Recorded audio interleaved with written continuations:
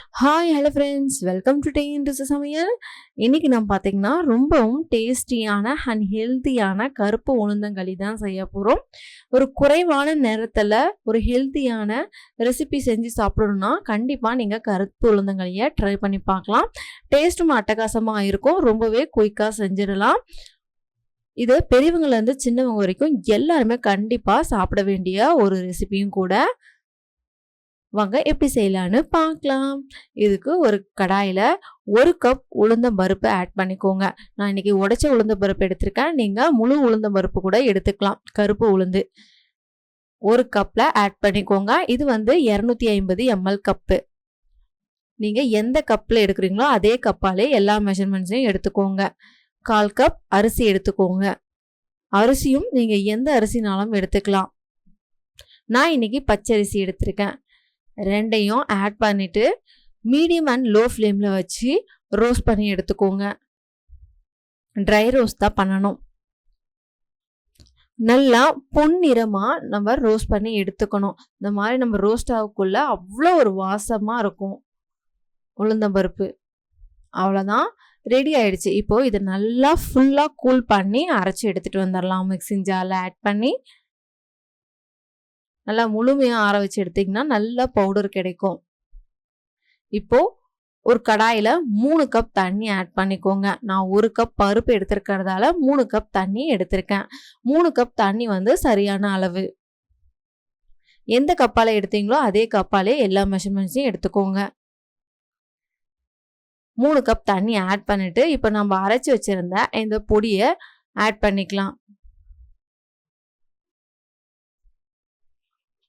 Add பண்ணிவிட்டு நல்லா கரைச்சி விட்டுக்கோங்க. நல்லா கையாலேயே கரைச்சிக்கோங்க. அப்போ தான் நமக்கு கரைக்கிறதுக்கு ரொம்பவே ஈஸியாக இருக்கும். இல்லை நீங்கள் கரண்டியால் மிக்ஸ் பண்ணிக்கினாலும் மிக்ஸ் பண்ணிக்கலாம். இப்போது நம்ம அடுப்பில் வைக்கல, கரைக்கிற வரைக்கும் நல்லா மிக்ஸ் பண்ணிவிட்டு அதுக்கப்புறம் தான் நம்ம அடுப்பில் வைக்க போகிறோம். நம்ம சூடில் வச்சு மிக்ஸ் பண்ணோன்னா கட்டி கட்ட ஆரம்பிச்சிடும். இப்போ ஸ்டவ்வை ஆன் பண்ணி குக் பண்ண ஆரம்பிச்சிடலாம். மீடியம் அண்ட் லோ ஃப்ளேமில் தான் குக் பண்ணணும். இல்லைன்னா உளுத்தம்பருப்பு மாவு கட்டிப்பட ஆரம்பிச்சிடும். நல்லா கை விடாம கிண்டிட்டே இருங்க. நம்ம கொஞ்சம் கொஞ்சமா கிண்ட கிண்ட நல்லாவே கெட்டியாகும், இறுகும். அவ்வளவுதான், இன்னும் போலவே நல்லா கெட்டியாயிடுச்சு. இந்த அளவுக்கு கெட்டிப்பட்ட உடனே நமக்கு தேவையான அளவுக்கு சுகர் ஆட் பண்ணிக்கலாம். இதுல நீங்க ஒயிட் சுகரும் ஆட் பண்ணலாம், நாட்டு சக்கரை, வெல்லம் எதுனாலையும் ஆட் பண்ணிக்கலாம். அது உங்களோட விருப்பம். இன்னைக்கு நாம் பார்த்தீங்கன்னா நாட்டு சக்கரை தான் ஆட் பண்ணிக்கிறோம். நீங்க வெல்லம் ஆட் பண்ணி எடுக்கக்குள்ள நல்லா துருவி எடுத்துக்கோங்க. 1/2 கப் நாட்டு சக்கரை எடுத்திருக்கேன். சக்கரை பார்த்தீங்கன்னா நல்லா அழுத்தி எடுத்துக்கணும். 250 ml கப்பு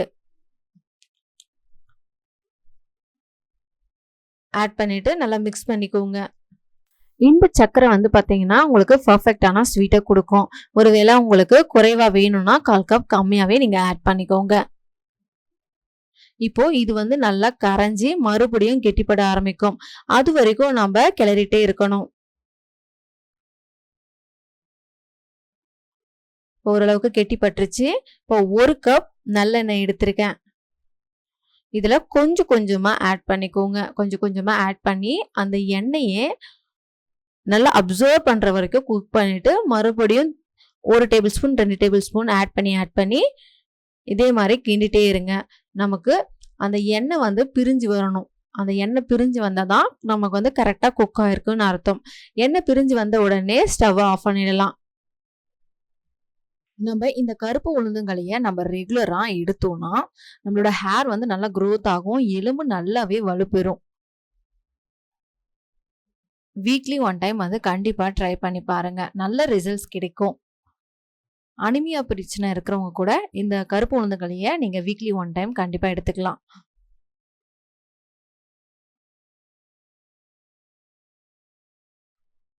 அவ்வளோதான். அதே மாதிரி நம்ம எல்லாத்தையும் கொஞ்சம் கொஞ்சமாக ஆட் பண்ணி மிக்ஸ் பண்ணிகிட்டே இருக்கணும். நம்மளோட வீடியோ உங்களுக்கு பிடிச்சிருந்தா லைக் பண்ணுங்க, ஷேர் பண்ணுங்க, கமெண்ட் பண்ணுங்க.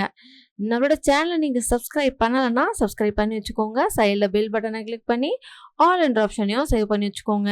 அப்போ தான் நாம் போடுற ஒவ்வொரு வீடியோவுமே உங்களுக்கு நோட்டிஃபிகேஷனாக வரும். ஃபைனலா இருக்கிற அந்த ஆயில நம்ம ஆட் பண்ணிக்கலாம்.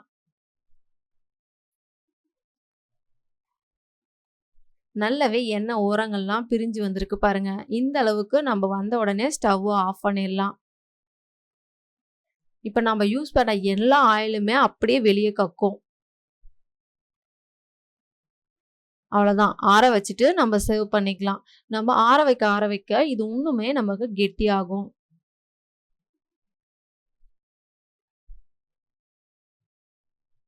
கண்டிப்பா நீங்க ஒரு டைம் ட்ரை பண்ணி பாருங்க. ட்ரை பண்ணி பார்த்துட்டு எப்படி வந்திருக்குன்னு கமெண்ட் ஷேர் பண்ணுங்க. சூப்பரான, சுவையான கருப்பு உளுந்தங்களி ரெடி ஆயிடுச்சு. குழந்தைங்களுக்கு சின்ன வயசுல இருந்தே இந்த கருப்பு உளுந்தங்களியை கண்டிப்பா கொடுத்து பழகுங்க. தேங்க் யூ ஃபார் வாட்சிங் அண்ட் பை பாய்.